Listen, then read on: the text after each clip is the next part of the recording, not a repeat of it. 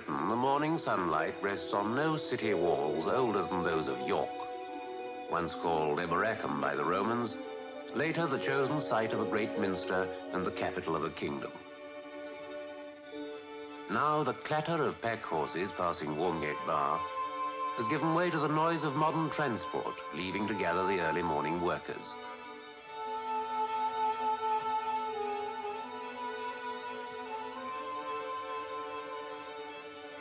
Embattled York, they called it once, when Booth and Bar used to watch the wild road north, and these streets were loud with stalls and bargaining tongues. Now, traders and typists, merchants and clerks rally to the shops and offices where today's business is gathered. The older streets have lost their traffic that grew too big for cobbled alleyways and burst out of them, went to the walls and broke great breaches through, so that York could reach out into a new age to take the railways into its lap. It must have shaken the old walls when the first trains came rumbling through. That was back in 1840 or thereabouts. Now, York's something of a centre for transport, with a grand station that any station master'd be proud of. And that's where I come in.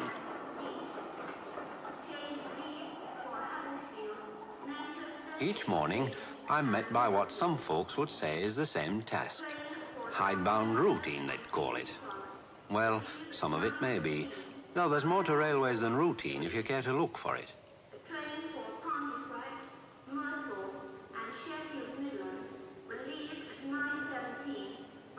Most of this stuff comes from region, that is, area headquarters.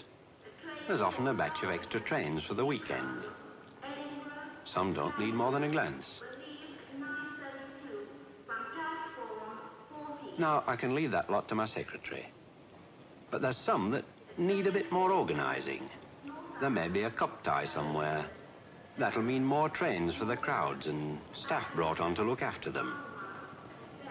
And then the next lesson is dictation.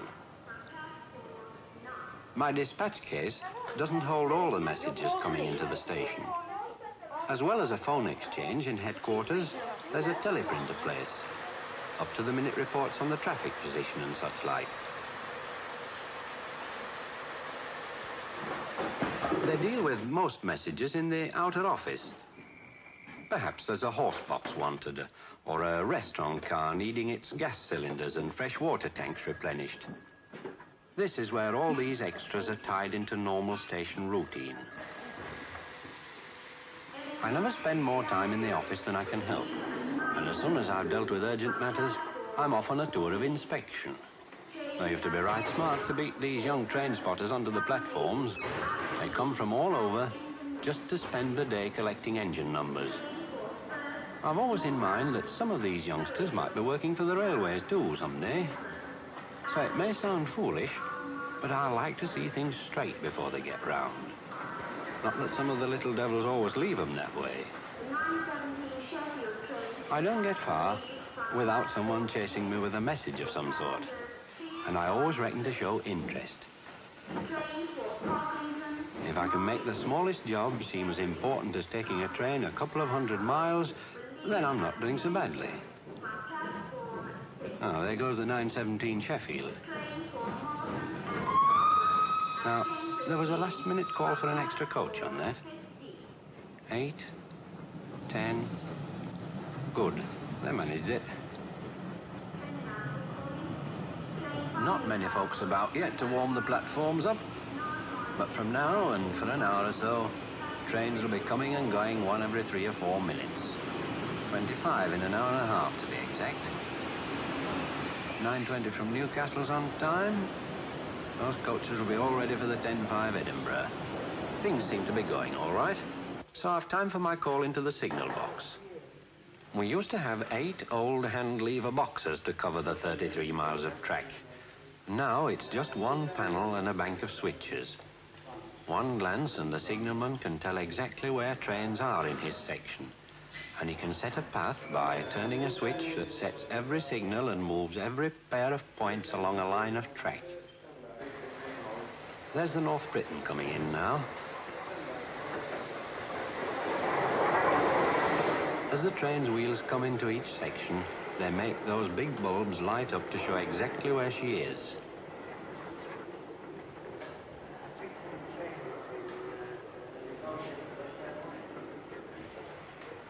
Train 9 standing platform 14 is in North Britain, the 9:32 for Darlington. We keep a record of delays, and whether it's a piece of coal in the points or an elephant on the line, down it goes in this occurrence book.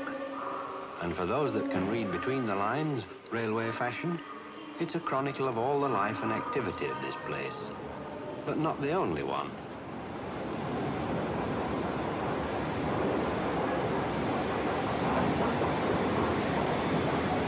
Train now arriving at platform 14 is the 9:50 for Grantham and King's Cross. Train now calling.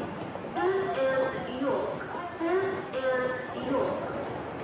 Train now standing at platform 14 is the 9:50 for Grantham and King's Cross. A train for Rotherham, Sheffield, Derby, Birmingham, Gloucester and Bristol will leave at 10:03 from platform 8 south. Train for Church Benton, Chatsworth, Normanton, Wakefield.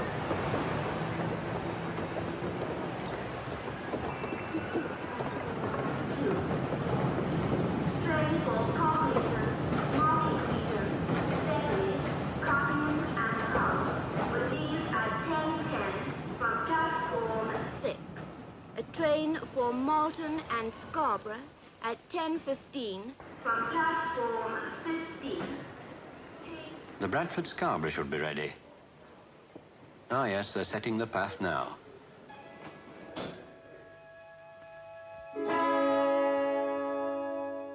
There she goes, right across the junction, taking her way to the northeast, signalling her progress as she moves.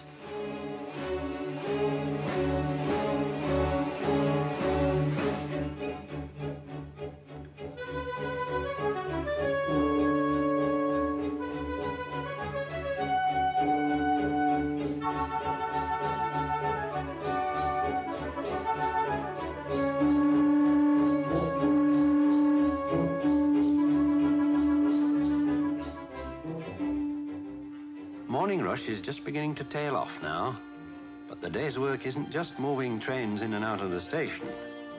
Down in Clifton Sidings, for instance, coaches are forever being shuffled and dealt out again. Some will have to go over to the carriage and wagon works for repair. Besides new coaches being built, the old ladies of the rolling stock come to this place to get braced up. And they come out looking as new as if their buffers had never been bumped. Just time to tidy up before the place fills up again. For there's always work to keep us busy every minute, trains or no trains. And there's laundry, for instance.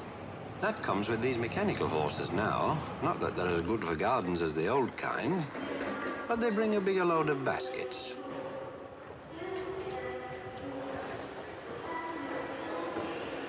We've one of Transport's central laundries in York. Every day there are baskets of clean linen going from here to station hotels all over the country, and down to King's Cross for sleepers and restaurant cars.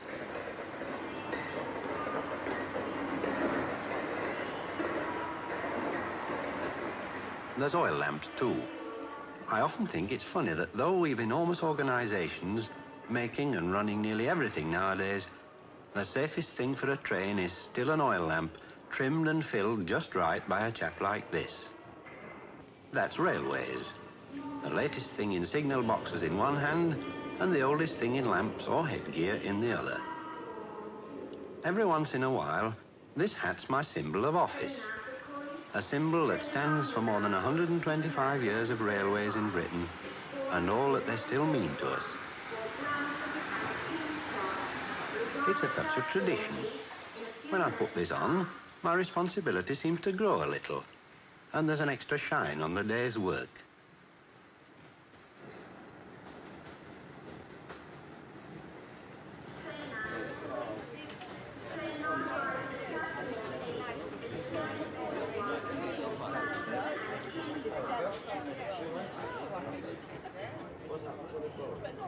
Every time a train comes in, it means a complicated operation. To get it away on time, each man must know his job and get on with it without being told.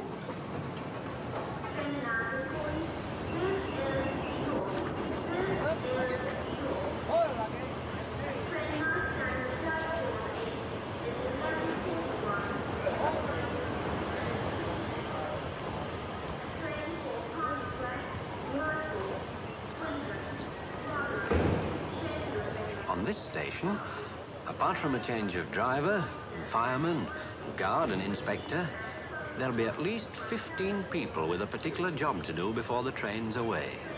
There's the lad who's checking the wheels for faults and pausing on the upstroke to put the back of his hand to axle boxes to see that they're not running hot. There are the porters getting parcels over to a train on the far side of the station, while the fireman's filling up with water. There's the platform inspector, the men in the signal box, the announcer, the platform foreman and porters who've been loading parcels, and that's to name just a few. But in less than 10 minutes, the train must have its load and be ready for off again.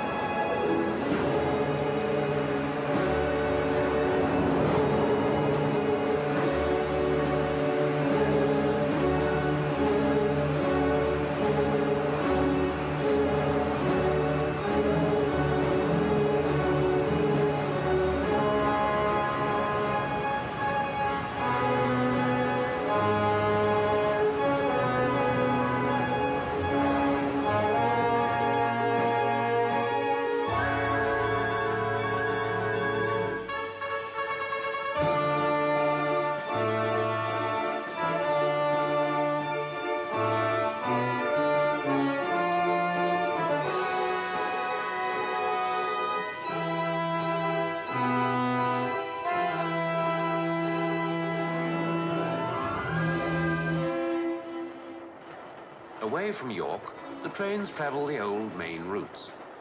But out in the Vale, the luggage-laden crowds give way to individual people. Perhaps someone like Mr. Barnes at Thornton Dale, who's been sending his prize rabbits to shows ever since anyone can remember.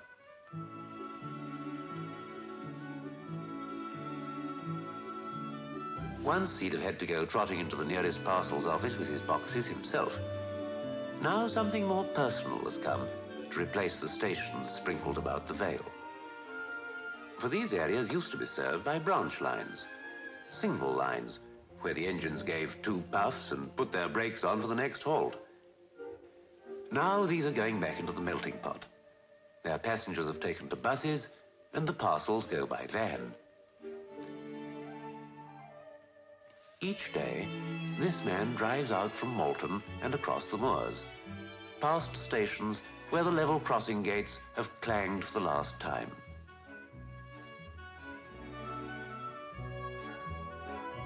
In these parts, they no longer hear the panting approach of steam engines. Now this van comes right into the villages. It brings their newspapers and carries their parcels back to the trains that go steaming in and out of York.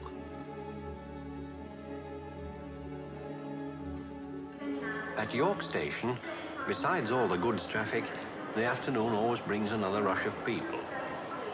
Some from the Vale aiming to be in London by 6:30, or perhaps businessmen from Middlesbrough who will be in Bristol before 9 o'clock.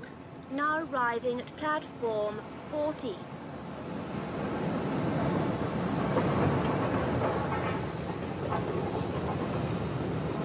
And every day, something different happens on these platforms.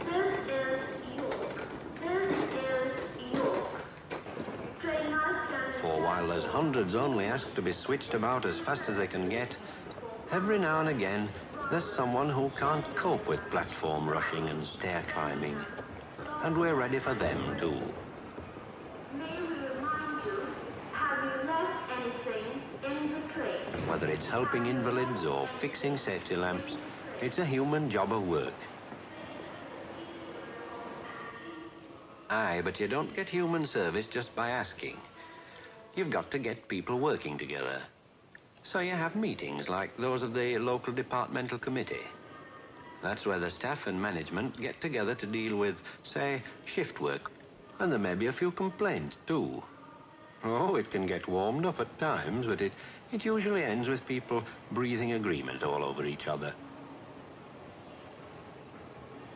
Over in Tea Room Square, they're sorting out the mail. There's another batch of human give and take. Sort through that lot, and you'll find a collection of real stories as varied as their destinations. It's the same with the booking office. They're not selling just tickets in this place. They're selling journeys to folk who are going to find a new job, or getting married, or joining their families, or leaving them. These lads can check tickets till they're blue in the face, and they'd better check 'em right, too, or the passenger agent will be after 'em. But there's something that travels through each day that you can't put a price on. In this job, I suppose we all start by serving railways. But if we've any sense, we come to realize our transport job begins and ends by serving people.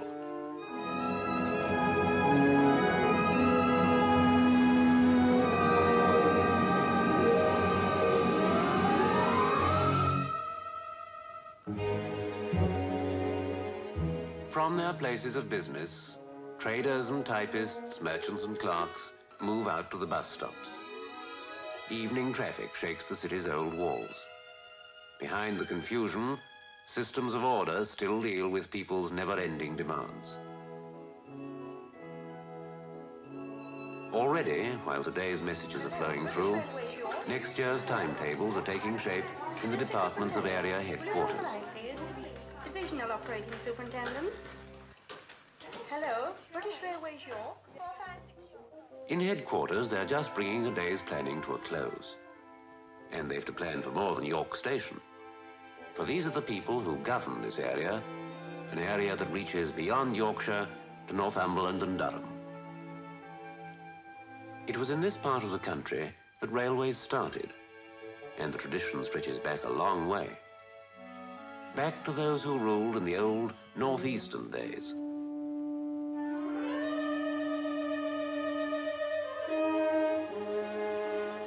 And it goes back beyond them to George Stephenson and George Hudson, the railway king who said, "Mak all railways come to York," and old Edward Pease, godfather of Stockton Railway. The tradition reaches back to its beginnings.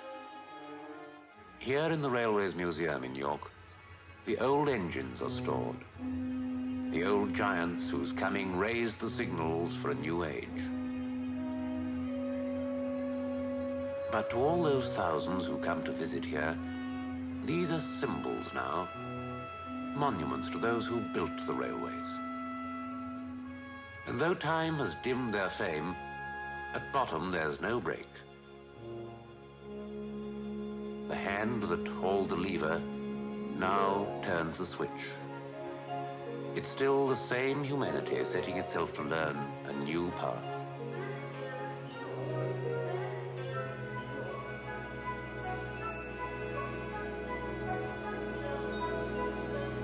And now I've finished for the day. But there'll be no break for my leaving. Trains will still be clanking and battering through York all night.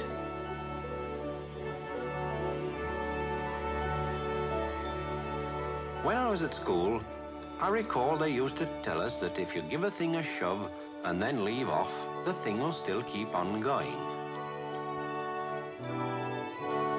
Well, when I've given York Station my shove for the day, I reckon my chaps will keep it going all right till morning, so I can shove off myself.